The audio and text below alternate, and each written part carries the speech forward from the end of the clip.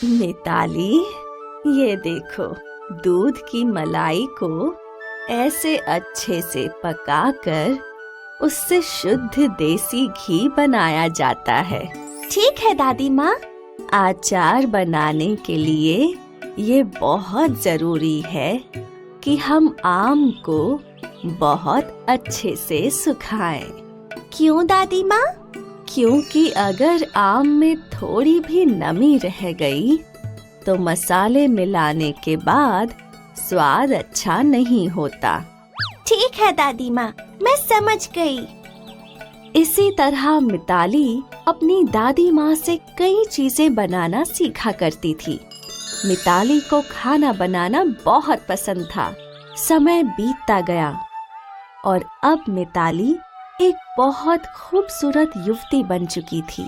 दादी माँ ने मिताली की शादी एक बहुत ही होनहार युवक महेश से कर दी। मिताली और महेश एक साथ बहुत खुश थे। 1 साल बाद मिताली और महेश को 2 जुड़वा बच्चे हुए, जिनका नाम उन्होंने आलोक और आदित्य रखा। दोनों की अच्छी कट रही थी। महेश अपनी जिम्मेदारियां बहुत अच्छे से निभा रहा था। कुछ समय बाद मिताली की दादी माँ नहीं रही। उसने रो रो कर अपना बुरा हाल कर लिया था। अब इस दुनिया में मिताली के अपने सिर्फ 3 लोग थे, महेश और उसके 2 बच्चे। मिताली ने अपने आप को संभाला और फिर अपने पति और बच्चों की परवरिश में उलझ गई। लेकिन शायद भगवान ने ही मिताली के जीवन में बहुत कम खुशियां लिखी थीं। महेश का एक घातक एक्सीडेंट हुआ जिससे उसने बिस्तर पकड़ लिया। मिताली को ये समझ नहीं आ रहा था कि वो कैसे अपने आप को और अपने बच्चों को संभाले। कुछ ही दिनों में उनके खाने के लाले हो गए। उनके पास दवाइयों के भी पैसे नहीं थे। और फिर एक दिन महेश ने भी अपना देह त्याग दिया।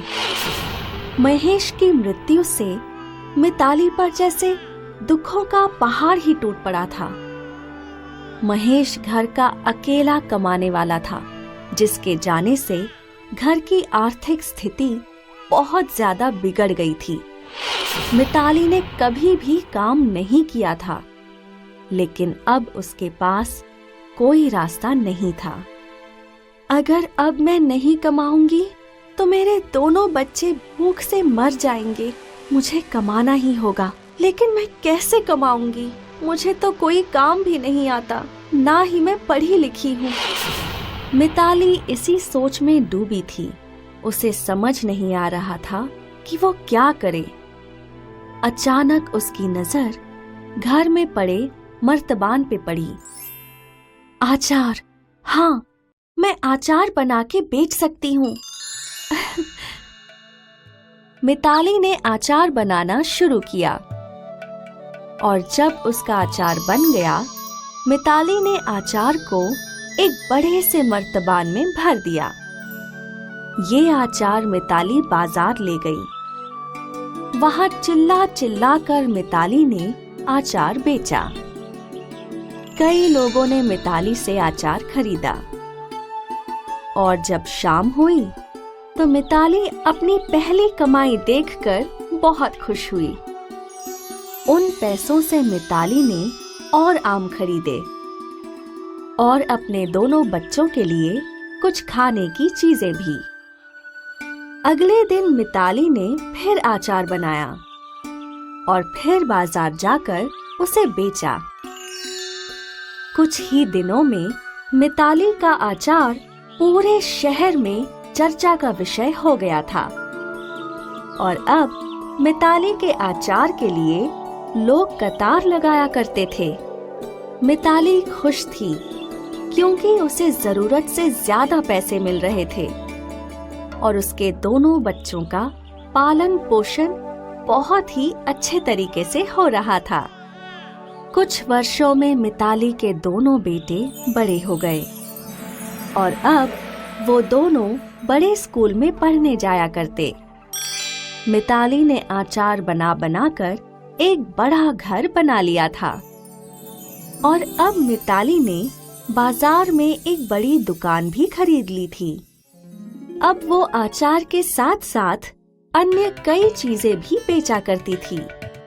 मिताली ने अपनी सहायता के लिए कई औरतों को काम पर रखा। इससे उन बेरोजगार गांव की गरीब औरतों को काम मिल गया और उनका भी जीवन बेहतर होने लगा था और मिताली दिन दुगनी रात चौगुनी तरक्की कर रही थी। मिताली ने अपने व्यवसाय को बढ़ाने के लिए नई तकनीकों का भी सहारा लिया। उसका छोटा सा व्यवसाय अब एक बहुत बड़ी फैक्ट्री बन चुकी थी और उसकी बाजार की वो दुकान एक 4 मंजिला कंपनी बन चुकी थी।